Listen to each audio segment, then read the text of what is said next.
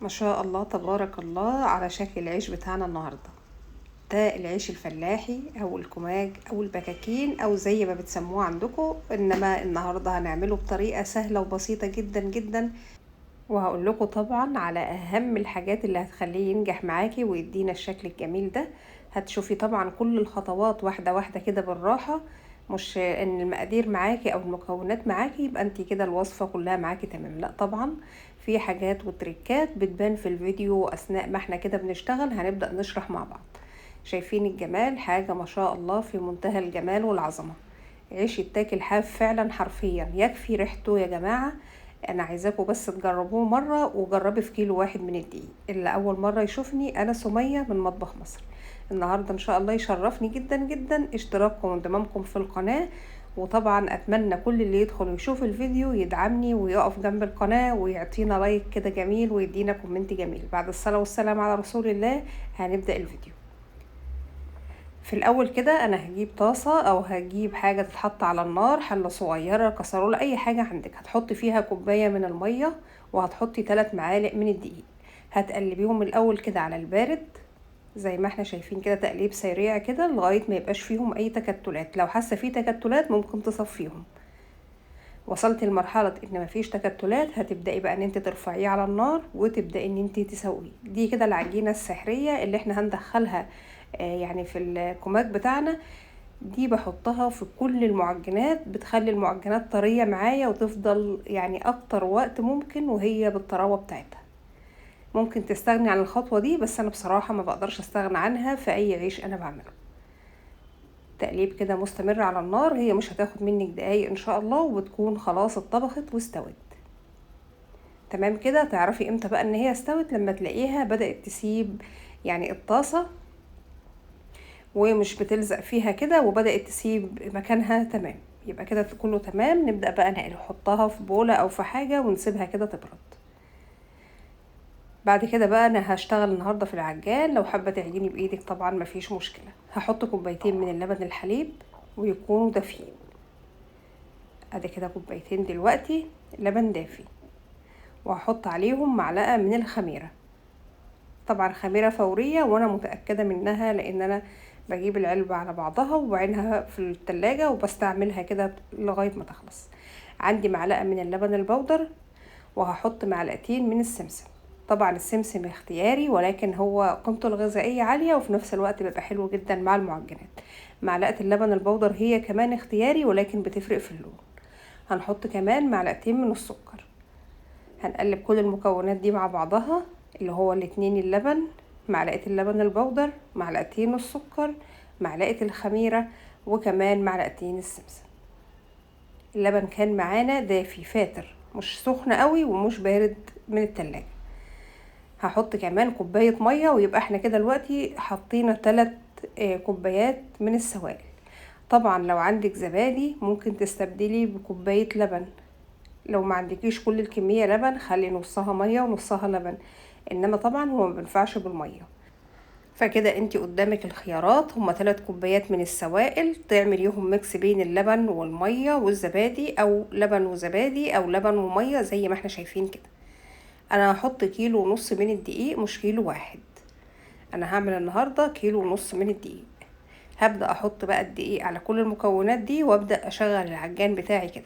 هجيب طبعا العجينة كده اللي انا عملتها بردت زي ما احنا شايفين، ولو لسه دافية حاجة بسيطة مش مشكلة. وهبدأ ان انا اعجن. انا طبعا لسه ما حطيتش اي مادة دهنية. انا النهاردة هستعمل السمنة، ويا ريت يا ريت تكون سمنة بلدي.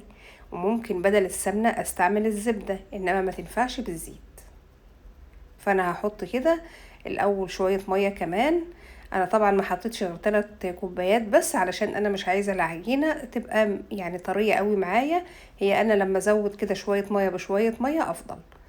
وطبعا كل دقيق زي ما اتفقنا على حسب امتصاصه للسوائل. هبدأ بقى اجيب 3/4 كوباية من السمنة على زبدة. دفتهم كده بس يعني يفكوا، وعلى النار او في الميكرويف يا دوب بس يفكوا من بعض كده، مش عايزينهم سخنين. وبعد كده هبدأ اضيفهم على العجينة. طبعا العجينة هتسيب شوية كده، وبعد كده هتبدأ تلم نفسها وتنضف العجان. ويبقى كده احنا كل الوقت العجينة بتاعتنا تمام. هتبدأ تلم نفسها كده شوية بشوية وتتكتل العجينة بتاعتنا. تقريبا العجينة كلها كده لغاية دلوقتي اخدت 3 كوبايات ونص من السوائل. طبعا ده غير كمية الزبدة او السمنة بالزبدة اللي احنا اضفناها. انا طبعا مبطئة بس العجين شوية كده. وطبعا يعني المهم ان هو يتعجن وقت كافي عشان العجينه تبقى طريه معاكي. العجينه هتكون مش بتلزق تماما. هتبداي بقى تشيليها تحطيها في بوله وتغطيها كده بالاسترتش وتحطيها في مكان دافي. طبعا الجو دلوقتي لسه ما بردش، فهي يعني مش هتاخد معانا وقت كتير على ما تخمر. واحنا مش عايزينها تاخد تمام الخمر بتاعها في قلب البوله، لا يعني نص خميره كده ونبدا نشتغل فيها.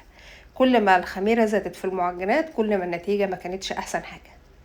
هبدأ كده ان انا افضيها هنا على المفرش، رشيت رشة بسيطة كده من الدقيق زي ما احنا شايفين. وهجهز الصينية هي كمان وهرش عليها برضو تعفيرة كده او رشة بسيطة، وهنبدأ ان احنا نقطع العجينة. بتحب تقطعيها بالطريقة القديمة التقليدية بتاعتنا ماشي، حابة تقطعيها بالطريقة دي ماشي. تفرد العجينة فردة بسيطة كده وبالقطاعة تبدأي تشكلي. شوفي بتلمي العجينة كلها كده لتحت وبعدين تمشي وشها كده. عايزين العجينة تكون ناعمة وملسة معانا وشكل القطعة بتاعتنا تبقى جميلة، ونحاول ان احنا نعمل القطع كلها قد بعضها. ده هيخلي شكل العيش معانا كمان اجمل، بدل ما يبقى كده كل فيلم اغنية يعني تحس ان الموضوع من كل رغيف بحجم. لا يعني حاولي توحدي كده حتى بدون ميزان او حاجة. هنا تحسي ان في شكل اكبر واصغر عشان اللي اتعمل الاول العجينة الخميرة مشت فيه. هبدأ اجيب قماشة بيضة نظيفة زي الشاش كده وبلها حاجة خفيفة من المية وابدأ احطها على العجينة واسيب العجين بقى يرتاح معايا كده حوالي 10 دقايق. لو جيتي تفردي كده وحسيتي ان العجينة لسه بتمطي معاكي ممكن تستني عليها كمان شوية، هنغطيها ونستنى لما تتفرد معانا بسهولة. هبدأ بقى ان انا افردها كده بايدي وبعدين بالنشابة. هبدأ ان انا افردها كده حاجة كده في منتهى الجمال. هي طبعا يعتبر فيها عرق، مش عجينة بتلزق يا جماعة ولا سايحة قوي، لا تحس ان هي فيها مطة شوية. نبدأ نفرد بقى كده. وهنبدأ بقى نجيب صينية نحط عليها قماشة العجين بتاعتنا النظيفة ونبدأ نرص عليها اول رصة. هخلص كده اول رصة معايا. هبدأ ان انا يعني اجيب القماشة طبعا كبيرة، ابدأ اتني القماشة على الكمية اللي انا عملتها دي وارص الناحية الوش التاني ده هنا. يعني مش هحط اكتر من طبقتين على الصينية علشان العجين ما يهبطش بعضه او يكون تقيل على بعضه. دي الرصة التانية. هبدأ برضو اكمل فيها لغاية ما خلصنا كده الكمية دي. طبعا الصينية بتاعتي كبيرة ما شاء الله. انت طبعا ممكن تحطي في صينية في 2 على رخامة اي مكان عندك، المهم ان احنا ما نحطش طبقات كتير على بعض. اتبقى 6 7 كده حطيتهم واخدتهم في الاول على طول. بعد بقى ما شغلت الفرن على 200 درجة وحطيت شغلته طبعا فوق وتحت، وحطيت الصينية حوالي 10 دقايق فاضية زي ما هي كده علشان تسخن. اللي هيخلي العجين ينتفخ معاكي او العيش ينتفخ معاكي ان الصاج ده لازم يكون سخن جدا، يعني يفضل 10 دقايق في الفرن بدون ما يبقى فيه عجين. زي ما احنا شايفين كده بنحطه تحت الاول وبعد كده بنبدأ نطلعه تحت الشواية فوق علشان نكمل اللون الجميل بتاعنا ده. اللبن البودر بيديني لون حلو، اللبن الحليب بيديني طراوة، والسمنة كمان بتخلي العجينة كمان ريحتها جميلة معايا. انتوا لو ملاحظين بمجرد ما بحط كده العجين بتحسوا ان العيش بدأ ينتفخ على طول. اللي يطلع معانا بقى نبدأ نحطه على صينية برضو عليها قماشة عجين نظيفة. وممكن في المرحلة دي ترشي اللي يطلع معاكي ببخاخ المية، او لو حابة تخليه زي ما هو كده على حسب بقى ما انت عايزة. هو بصراحة مش محتاج البخاخ لانه هو طري. لو حطيتيه على بعضه هيبقى طري جدا جدا، بس انا كنت حابة افرده شوية كده، مش حباه يبقى معجن على بعضه كده. هنبدأ نحط صاج ورا صاج، او لو عندك صينية المتاح عندك هتشتغلي بيه.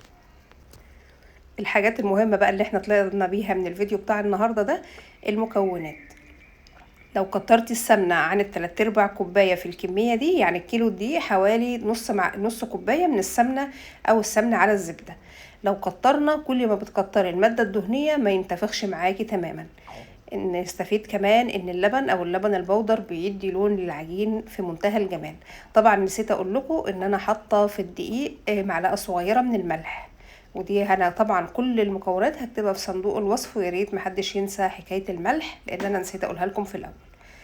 هخلص بقى كل الكمية بتاعتنا. طبعا الحاجة التانية اللي حابة انبهكم عليها ان لازم الصاج يكون سخن جدا واحنا بنحط فيه، ولازم درجة حرارة الفرن تكون سخنة، يعني نشغل الفرن على الأقل 10 دقايق لربع ساعة قبل ما نبدأ ندخل فيه العجين. كل ما كان الفرن سخن معانا كل ما النتيجة كانت جميلة زي ما احنا شايفين كده. لسه معايا اخر دور في الفرن، هبدأ برضو ان انا اخرجه زي ما احنا شايفين، بنحط تحت لغاية ما ياخد لون وينتفخ كله كده تماما. ارفع الصينيه كده على الشبكه ويبقى تحت الشوايه مباشر، ولكن يعني ما بتتحركيش من قدامه لانه في ثواني بياخد معاكي اللون. ولو فرنك حامي قوي ممكن ياخد اللون وهو تحت زي ما هو من غير ما تطلعيه على شوايه. طبعا ده بيرجع لحجم الفرن، لو كل ما كان حجم الفرن اصغر كل ما النار بتاعته بتبقى اعلى بصراحه، وبيحمر الحاجه من غير ما نطلعها فوق. دي النتيجة النهائية يا جماعة معايا، حاجة ما شاء الله تبارك الله. عيش في منتهى الجمال. مش لازم يكون عندك فرن غاز علشان تعمليه، لا بسهولة جدا عملناه في فرن البوتاجاز وهيطلع احلى واجمل كماج او قرص او عيش تقدري تاكليه وتتهنوا بيه. الف هنا وعافية لكل اللي اكل منه، وانا بشكركم جدا جدا لو انتم وصلتوا معايا لهنا، واتمنى ما تنسونيش من اللايك والدعم، واشوفكم بخير. مع السلامة.